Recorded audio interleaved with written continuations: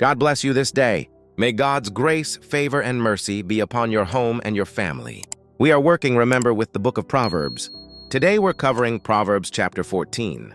But we're also working with a manual from fasting to walking in wisdom, written by Pastor Elizabeth Melendez. And today, chapter 14 offers a very powerful message.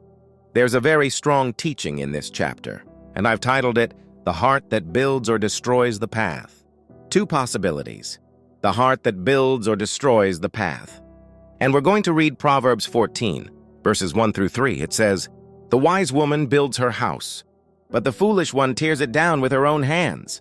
He who walks in uprightness fears the Lord, but he who is perverse in his ways despises him.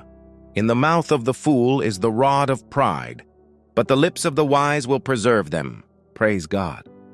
The heart builds or destroys the path. And here, Proverbs chapter 14 reveals the contrast between inner wisdom and outward foolishness, showing that the condition of the heart determines conduct, and conduct will determine our destiny. This chapter teaches that wisdom builds and foolishness destroys.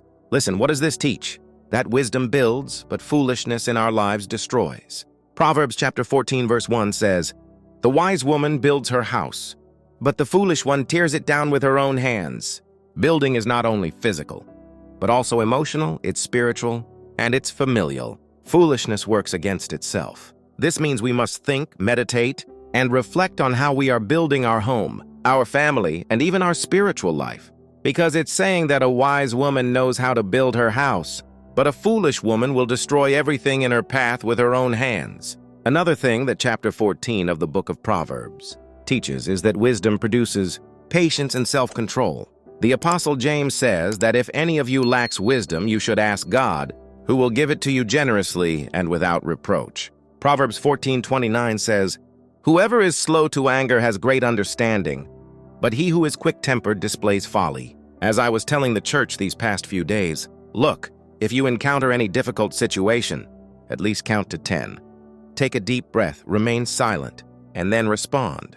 Don't be so quick to speak because words are like water. Once they are spilled, there is no way to gather them up again.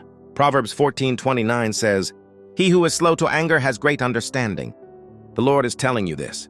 If you explode like a shaken soda when you're provoked, then God is telling you that you lack understanding.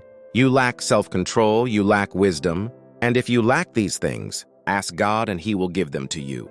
But when you ask for self-control, remember that the test will come to see if you truly have self-control. Now, another thing this proverb teaches is the deceitfulness of the heart. Jeremiah says that our heart is deceitful above all things, and that only the Lord knows it fully.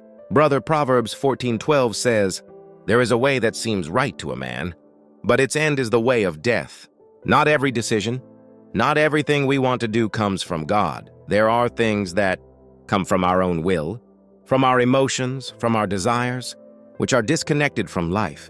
And it says that apart from Him we can do nothing. Emotions and opinions are not always the truth. Without divine guidance, the heart falls prey to deception and lies. Another thing this book of Proverbs teaches is that justice and wickedness have different endings.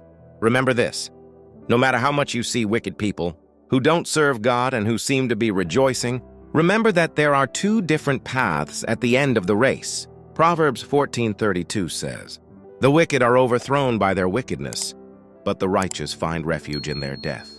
The end reveals the chosen path. Righteousness always produces hope in our lives. I wanted to bless you with this. Look at today's topic, the heart that builds or destroys the path. Be a person who builds, not one who destroys. Shalom.